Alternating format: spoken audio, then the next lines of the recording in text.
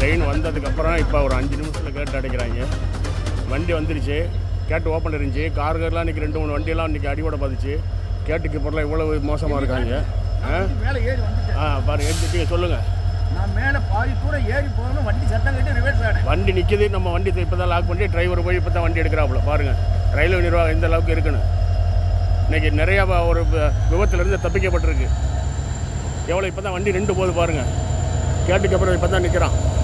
இது என்ன நடக்குது இங்கே?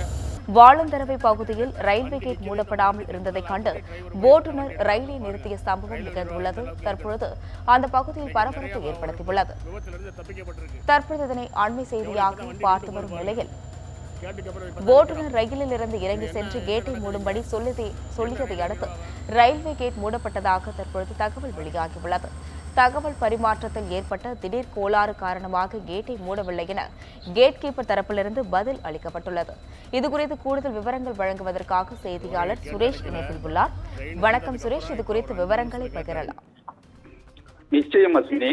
ராமநாதபுரம் மாவட்டம் ராமேஸ்வரம் ரயில் நிலையத்தில் தமிழகத்தில் இருந்து பல்வேறு மாவட்டம் மற்றும் வட மாநிலங்களில் இருந்து ரயில்கள் அனைத்தும் ராமநாதபுரம், வழுதூர், வாலாந்தரவை, உச்சப்புலி, பாம்பன் உள்ளிட்ட ரயில் நிலையங்களில் கடந்து செல்வது வழக்கமாக உள்ள நிலையில் இந்த நிலையில நேற்று இரவு சென்னையில் இருந்து ராமேஸ்வரத்தை நோக்கி புறப்பட்டு வந்த சேது ரயில் எக்ஸ்பிரஸ் ராமநாதபுரத்தை இன்று ராமநாதபுரத்துக்கு செல்லும் பொழுது ராமேஸ்வரத்தை நோக்கி வாலாந்தரவை ரயில்வே கேட் அருகே வந்த பொழுது அப்பகுதியில் இருந்த ரயில்வே கேட் மூடாமல் இருப்பதை கண்டு சுதாரித்துக் கொண்ட சேது எக்ஸ்பிரஸ் ரயில்வே ஓட்டுநர் ரயிலை நிறுத்திவிட்டு அங்கிருந்து இறங்கி கேட் மூடப்படவில்லை என்று கேட் கீப்பரிடம் சொல்லி கேட்டை மூட வைத்துவிட்டு பின்பு அங்கிருந்து ரயிலை இயக்கி சென்றார்.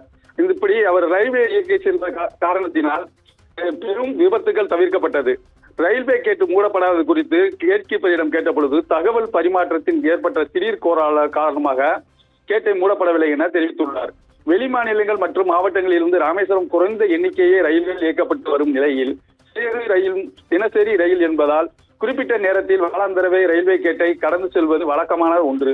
இருந்தபோதும் இப்படி தகவல் பரிமாற்றத்திற்கு கோளாறு ஏற்படும் என்று கூறியது அலட்சியத்தனமாக உள்ளது.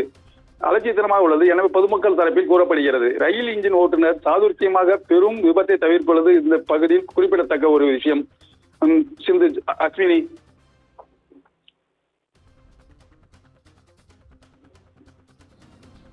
விரிவான தகவலுக்கு நன்றி சுரேஷ்.